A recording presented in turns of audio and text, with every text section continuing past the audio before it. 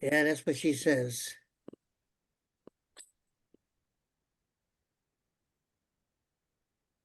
I'm not going to make a comment about that right now. Shabbat Shalom, Baruch Hashem. Shabbat Shalom. When the Most High is giving his love to us, he's actually loving through us, the vessel that we are. And because he does not share his honor with anybody, and that's written, when he's loving through us,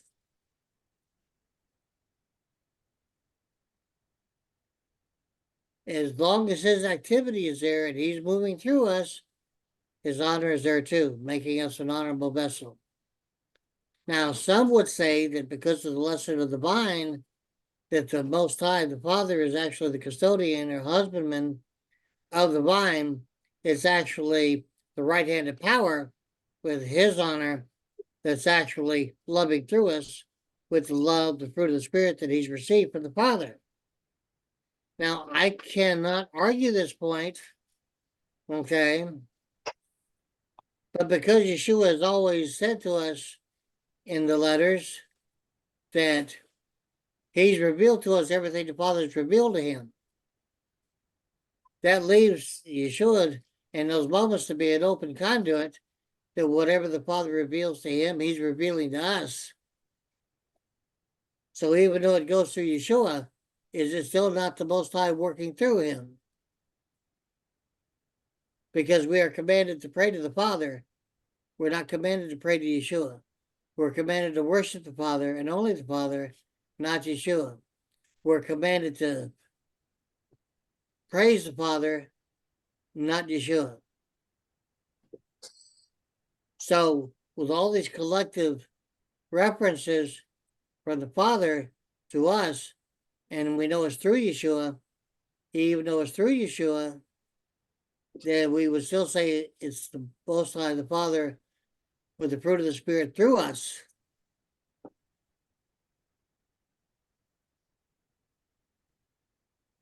And so we receive that Kodesh, and we feel it as it overflows. So it overflows from us to another person. They're receiving that witness from the Most High, but they're receiving it from the Most High through us.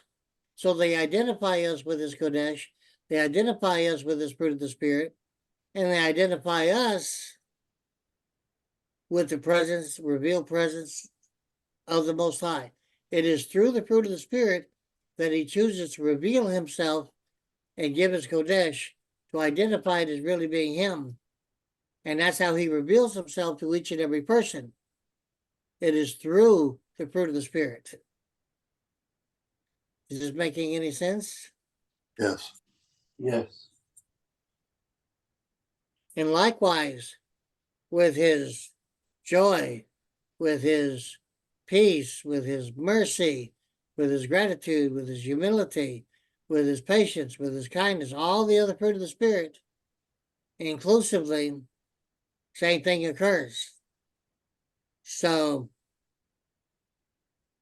if Patrick is having a hard time with something that I've said, perhaps the Most High will use joyful, merciful kindness through me with Patrick to relieve him of any anxiety he may be having at something I've said, along with his Kodesh.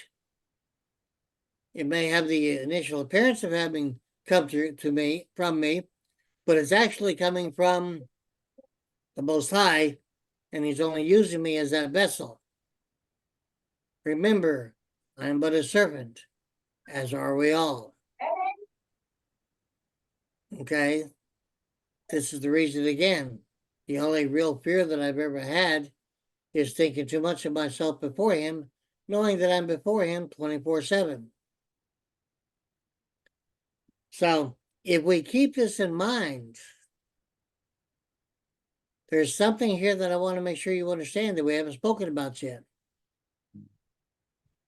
Every time we call on the Most High's name, every time he works his fruit of the Spirit through us, there's something that happens with us. That fruit of the Spirit has to break down the physical, emotional, psychological, and intellectual model of behavior and personality model that we have developed and built that we can be known by. He breaks down everything that we worked for in life. He breaks it down. Everything we built up about ourselves, every identifying factor of our identity, he breaks it down through the activity of the fruit of the Spirit. He may break it down one way through love. He may break it down another way through kindness. He may break it down another way through mercy. But he's breaking down everything we've built, and he builds in its place through his Kodesh and his fruits of the Spirit. And that's the way that we are redeemed and rebuilt. He tears down everything that we were and starts rebuilding us because he has something there already. He has a blueprint, a building plan already. Remember, it says, let us make man in our image, and the Father is spirit. So as he made us in his image as a spirit being of light, that is the blueprint plan that he has to rebuild us still in that image. And as he rebuilds us like that from the inside out, that's happening as he destroys the edifice that we have built. It's just like saying shalom to somebody. If you take every letter of shalom, all the 3 letters or so, and as you do look at the houses and you look at the numbers, you'll see that just saying shalom to somebody is destroying the edifices within our life that the adversary has been building.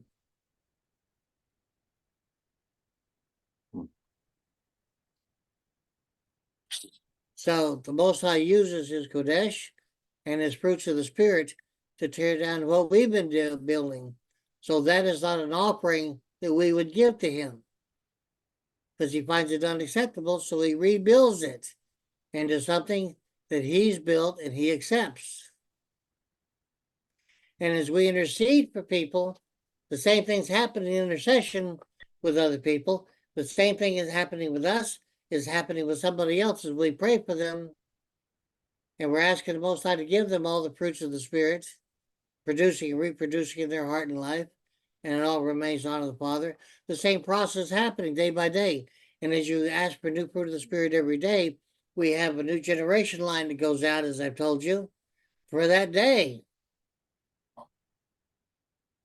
And so for that day, as we build a new generation line, he's breaking us down that day based on the fruit of the spirits that he uses that day through us.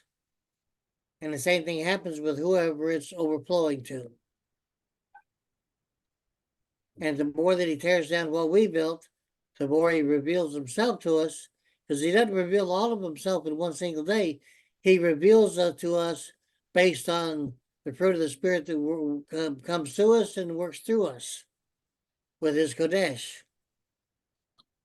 His Kodesh provides the environment for him to rebuild us and redeem us. Is this making more sense now?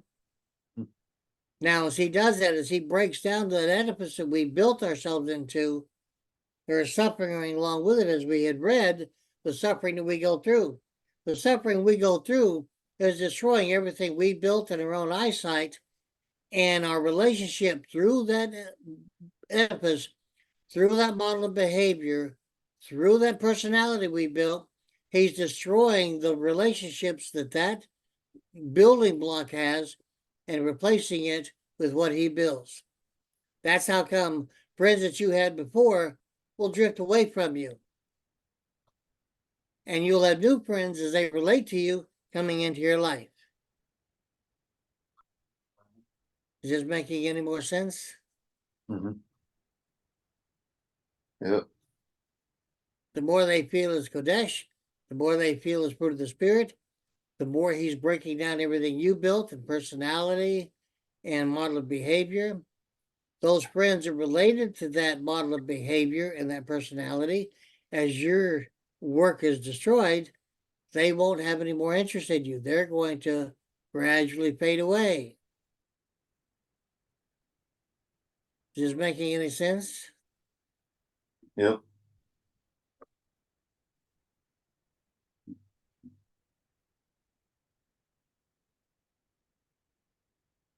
Oh, yeah.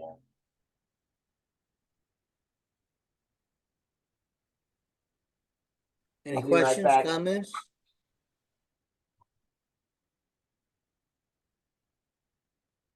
What happened, Patrick? Something you related to? I relate to all of it. That's a nice refresher.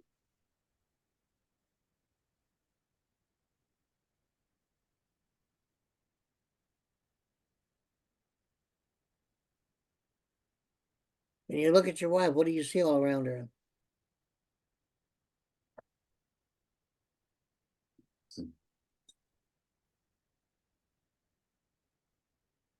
Um, And thank her again for her prayers. oh well. I see beauty. Well, when there's enough there, he may give you to see his Kodesh with her. Yeah, yeah.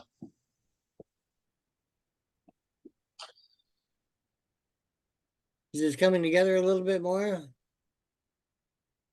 Yes, sir.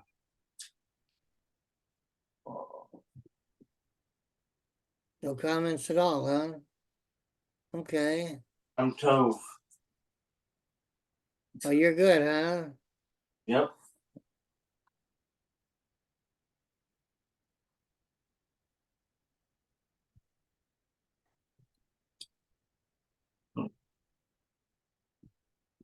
So what you're trying to tell me, Mr. Connor, is Ani Tov, I'm Israel High?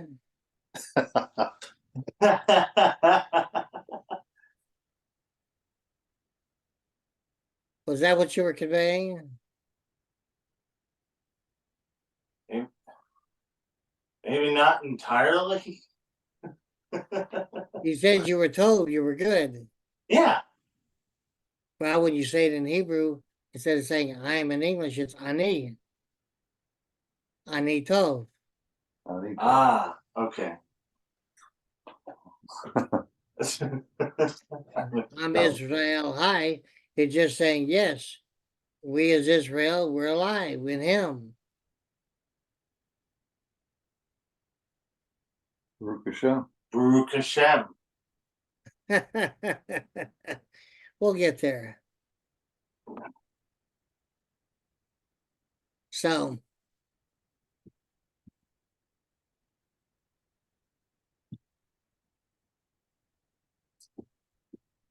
nobody's got a comment, huh? Okay.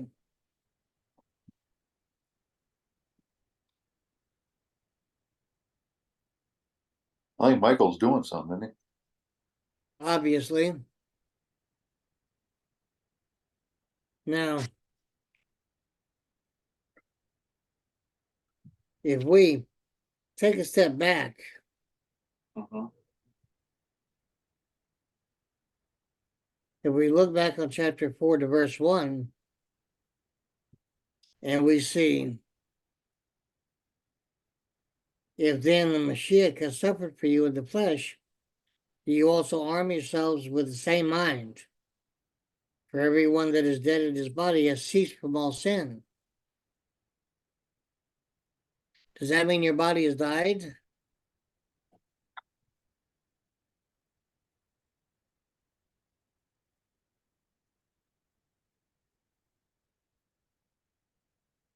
All that means is you have ceased to be a slave to the desires of the flesh that held you in the past. Ah, he? Okay. Yeah. All right. Because the desires of the flesh that you did not say no to is what brought you to sin.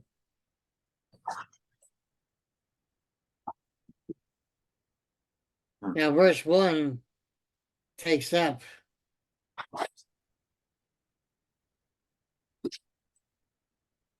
from verse. Hi, Rabbi. Ah, Okay. Shabbat Shalom. See us? Alright. Oh, okay. No, all right. No problem. Okay. See you later. Come back whenever you want. Bye, guys.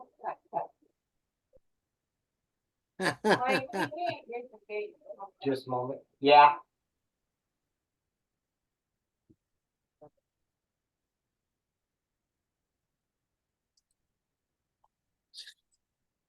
In verse 14 of chapter 3,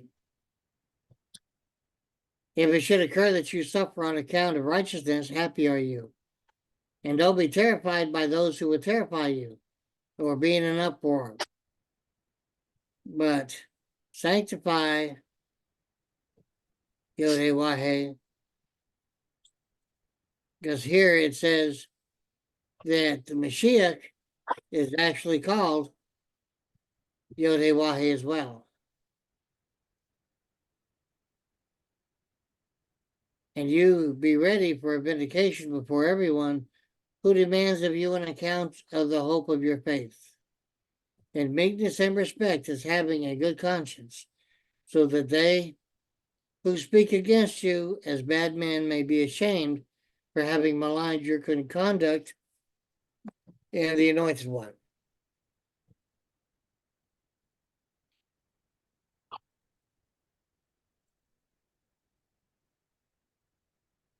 Now, I want to take a little bit closer look at this, and we need to go back over something I've shared with you before. I want you to have an understanding from a different perspective. Remember, as with Shemuel, the Most High reveals himself, the Father reveals himself through the fruit of the Spirit. But as he reveals himself, he does so in a particular way with each individual person. As with the story of young Shemuel, who said he had not previously revealed himself to the boy, so here he was doing so. Now, once the Most High has revealed himself, he in turn reveals Yeshua as Hamashiach, the Anointed One, and he gives us to Yeshua. As it states in John 17, I've kept everybody by the power of your name, the name that you gave me. So he hadn't lost anybody. Now bear that in mind. Once Yeshua, because it says in John 15, toward the end of it, that he commands the Spirit to come out from the Father. Now again, he doesn't cleave away a certain portion of the Spirit to act independent of the Father. He commands the Spirit to come out from him. No. Now, consider this. Once the Kodesh comes in inside of us to make it a fit environment for him to domicile with us, he's inside of us, and this process begins to go on, a fruit of the Spirit. But he's there, the Kodesh is there, and the fruit of the Spirit begins in that environment that he's made. Of that environment is hostile to whatever consciousness, whatever personality that you've developed and built, and whatever behavioral design that you put in.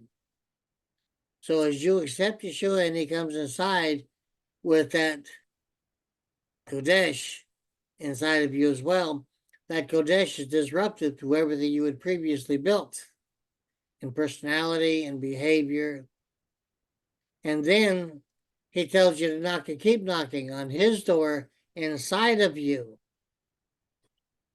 His door inside of you, himself, to knock and keep knocking. So as we go through this process, as we grow, as he grows us, and we are being redeemed, that process is how we are knocking on his door. as the personality that we developed, as the behavioral model that we developed is being destroyed, and the fruit of the Spirit and the behavior of the fruit of the Spirit is taking its place as the Most High, using us as a worthy vessel, is working through us to, and as He goes through us to other people, doing His work, His Kodesh, His fruit of the Spirit, as one. As this is happening, when it gets to be time, that's when in 2 Peter chapter 1, Yeshua judges and says, you're ready. And in verse 11, it says that he opens the door open for the kingdom. He's inside of us. He opens the door for the kingdom for us to go inside from within ourselves. So is it the physical flesh that goes in that door that he opens for the kingdom? Or is it us as the spirit being of light that we are, made in his image? Spirit being what? Yes. Yes. So when we go into the kingdom, by then entering into the kingdom, he's accepted the new personality traits, and the new model of behavior that the Most High has built with him within us through all the fruits of the Spirit, and with him using us as a worthy vessel. When we walk in that door of him inside of us, which is why it says the kingdom is within each one of us. It is Yeshua who opens the door to the kingdom inside of us that makes that possible. It's coming together a little bit. Mm-hmm. Does it make more sense? Yep.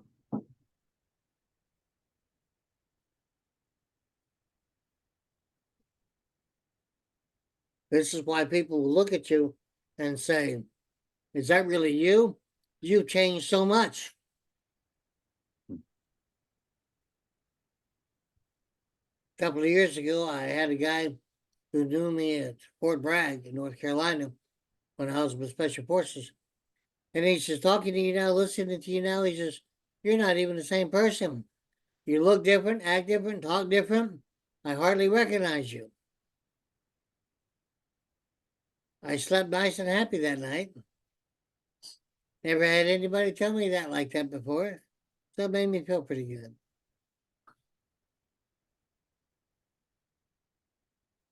Now, I know it's a little bit early, but if it's okay with Michael, maybe we can take an early break to eat, take care of a couple of things, and come back. That way I won't interfere as the sun is going down over there. How do you feel about that? Did Michael have to slip out? Yeah, he did. I'm just kind of waiting for him to come back. I'm just asking you guys how you feel about that. Yeah, that's fine. That's fine with me. There he is.